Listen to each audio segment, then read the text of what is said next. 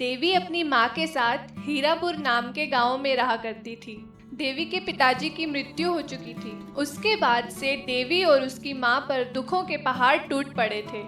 माँ, अगर मैं भी लड़का होती तो मैं भी बाहर जाकर पैसा कमा कर लाती और तुम्हें कभी भी परेशान नहीं होने देती। माँ, नहीं बेटी, ऐसा नहीं सोचते।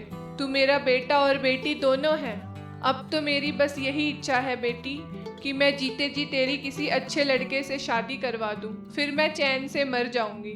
माँ, मैं तुम्हें छोड़कर कहीं नहीं जाऊंगी, समझी तुम?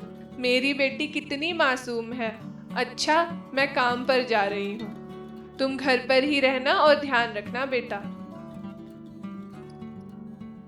ऐसे ही समय बीतता जा रहा था और एक दिन, अरे सुनती हो देवी की माँ, मेरी बहन अपने बेटे के लिए बहू की तलाश में है। उन्हें कोई दहेज भी नहीं चाहिए। बताओ तो तुम्हारी देवी की बात चलाऊं? हाँ हाँ सुनीता बहन, इसमें भी भला कोई पूछने वाली बात है। मैं तो दिन रात भगवान से यही प्रार्थना करती हूँ कि मेरी देवी का कहीं घर बस जाए बस। कुछ दिन बीतने के बाद, माँ, आज तुम काम पर नहीं जाओगी? बहुत समय हो गया है।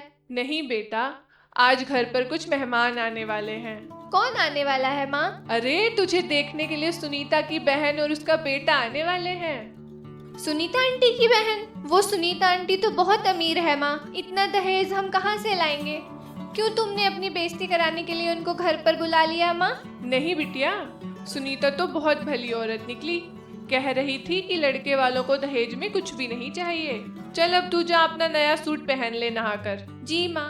थोड़ी देर बाद जब मेहमान आते हैं तो देवी की माँ लड़के को देखकर हैरान हो जाती है। अरे सुनीता बहन, इस लड़के की उम्र तो बहुत ज्यादा लग रही है। इतना सुनते ही सुनीता बोली, पहले अपनी बेटी की शक्ल देखी है तुमने? इससे अच्छा लड़का तुम्हारी बदसूरत लड़की को नहीं मिलने वाला, समझी? मुझे लगा कि तुम गरीब हो, चलो तुम्हारा भला हो जाएगा, समय से लड़की का ब्याह निपटा दोगी। लेकिन आजकल तो तुम गरीबों के भी नखरे होने लगे हैं। इससे अच्छा लड़का तुम्हारी बदसूरत लड़की को नहीं मिलेगा। यह सब सुनकर देवी वहां से रोते रोते चली जाती है। आप जाइए सुनीता बहन, मैं इतनी भी मजबूर नहीं हूँ कि अपनी बेटी को कहीं भी झोंक दूं।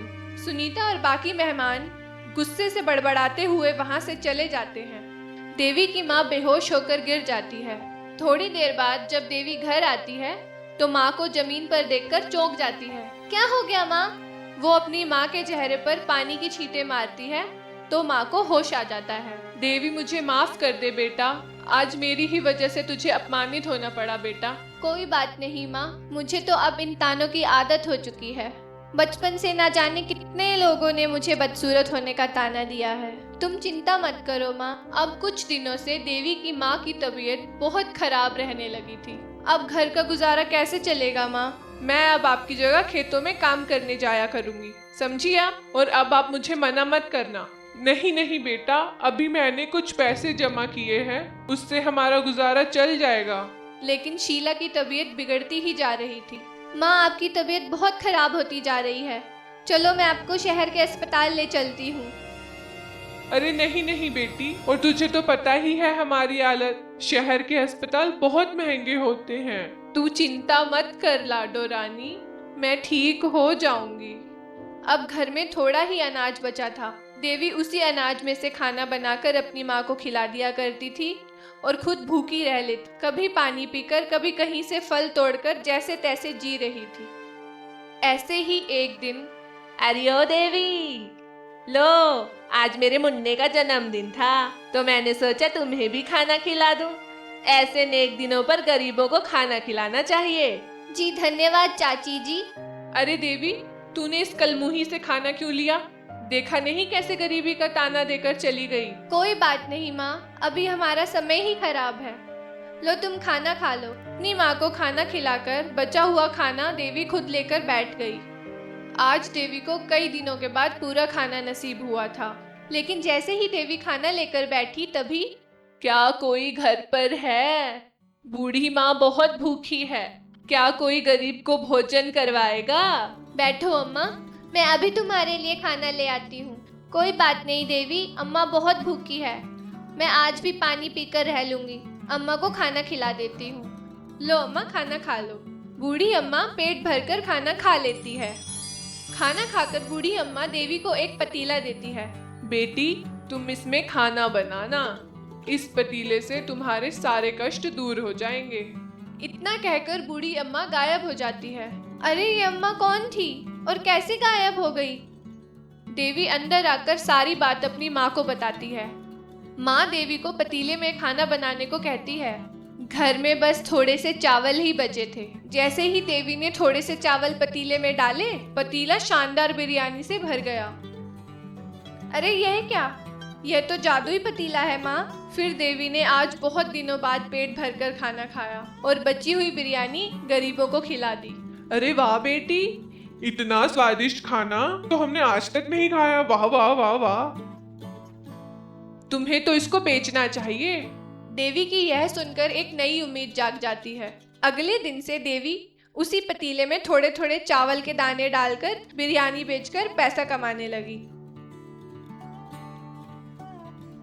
देवी की बिरयानी की तारीफ पूरे गांव में फैल चुकी थी।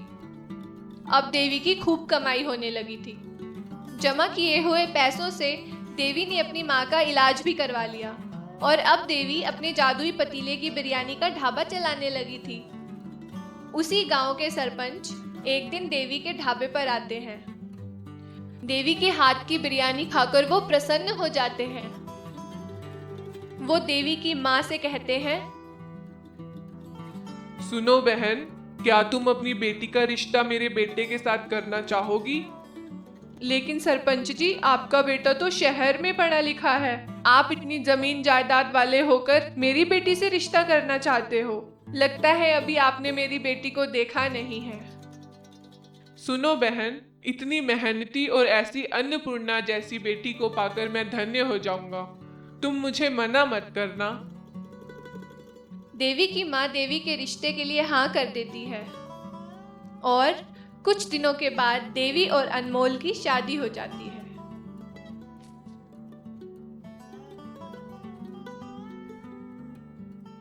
ऐसी ही और कहानियों के लिए इस चैनल को सब्सक्राइब करना ना भूलें दोस्तों, और इस वीडियो को अपनी दोस्तों के साथ भी शेयर करें।